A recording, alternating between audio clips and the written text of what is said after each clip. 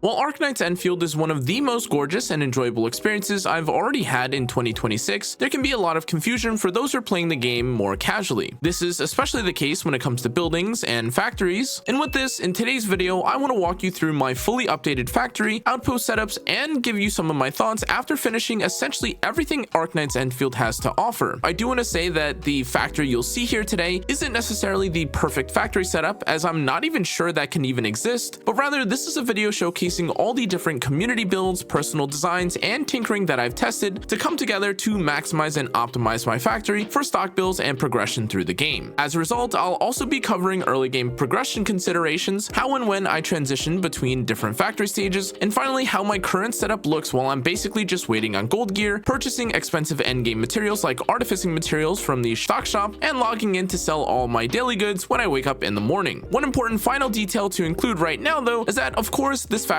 and some of the designs that I'll be linking today are not 100% my own original design, and a lot of what you're seeing here comes from the community mega-based layouts that have been edited, merged, and adapted over time. These builds can exist in multiple variations across regions, so proper credit can be difficult to track, but of course I'm very appreciative for these individuals, and so the setup that you're seeing is more of an adjusted combo version of these community designs rather than something I can claim fully as my own. That said, I have also taken the time to document some of the changes that I found while experimenting with these builds, just to see what did or didn't work for my personal setup, and when I felt that some of the designs were better or worse, and when it was time to adjust said builds depending on my factory progression. To start though, I do also want to give an option to those who are less interested in the details of the factory and just want to copy paste all the buildings that you're seeing on screen now. With this, if you don't care about the explanations and just want the factory layouts, I'll include all of the blueprint codes here now. You can copy them directly, paste them in sections, and they'll function exactly as shown with minimal adjustment. The setups can be intentionally cut into pieces though, and most of the blueprints can also be adjusted just by leaving out some of the plants and seating facilities, since these end up being the last thing that we place but the first thing that we can scrap to make room or adjust our buildings. The same applies when we get to Wuling though. These blueprints are split into multiple parts because of the fluid systems and the insane size of the buildings, but everything that you need is provided here. As a final warning though, it's also worth noting that the process of copying codes can be tricky. Codes only work for the region that you'll be playing from, and there's often moments where you'll accidentally copy extra spaces or characters that were unintended. With this disclaimer out of the way though, let's talk about the early game of Endfield and the process of transitioning between bases. Early on in Endfield, most of your progression is driven by quests. This means you're unlocking systems, gaining access to farming, and opening up outposts, which means that your factory priorities are going to be very different from what they'll look like later. In the early game, my factory was producing things like Buckflower Capsule B, Varium parts, LC batteries, and even Cryston components, and while none of this was really optimized, it was definitely functional. The early goal of course though wasn't to be efficient, it was to clear or complete a mission and then being able to progress with the story. This is also why I wanted to stress that perfect blueprints don't really exist, especially in the early game, as your efficiency definitely depends on what ores you've unlocked, what blueprints that you have access to, and how far along your factory skill tree really is. In some cases, you literally don't have access to the materials required for endgame setups yet, and this includes simple things like depot buses, certain skill tree buildings, or even simpler things like the ability to split conveyor belts. Over time though, these early builds naturally get replaced, and though this sounds annoying, they do end up being a foundation for your buildings, and as more systems unlock, you'll slowly rework the factory into something more specialized and efficient. Now, Endfield is very much a game about this process though, as yes, you do really focus on replacing and building your factory several times, and therefore the idea of locking yourself into one final layout may be a bit detrimental, though I get it, it can be kind of annoying to get into. To start the breakdown of my current factory bases though, let's begin with the main factory, with the first major priority here being endgame battery production. This is split across two blueprints, which works well because batteries provide insane amounts of power compared to something like just using originium ore. Alongside this, I'm producing steel parts here, and while steel isn't the star of this build, it's definitely required for a lot of secondary items like ziplines, or you can even trade it for stock builds too, so it's always useful to have some running in the background. There's also an explosives line, and this is definitely not a mandatory addition to the base, but it's very nice as a material that you can top up packages with in the delivery minigame that gives you stock builds every day. Explosives can also obviously be used to blow up or discover hidden locations on the map, but you'd be right to assume that an entire factory line dedicated to this doesn't really make sense, which is why it's instead mostly used for the previously mentioned stock build reason, though it can definitely be replaced by something else. At the end of the line though is the plant section. This part is intentionally flexible, and planter to seeder layouts really don't need to be perfect, and if space ever becomes an issue, plant production is definitely one of the easiest things to adjust or move to a different base instead. Now as we look to outposts, Valley Pass is primarily focused on Buck Capsule A production for my facility, and Buck Capsule A specifically is one of the later to mid-game or early endgame trade goods for generating stock bills. Selling these lets you consistently buy out daily shops, including expensive late-game materials, gifts, and even weapons if you really need them, but as an added bonus, and as many of you may have noticed, surviving at Endfield without a dedicated healer can also be difficult at times, so using the Buck Capsule A's on your operators during combat to avoid death is also another added major benefit to creating them. The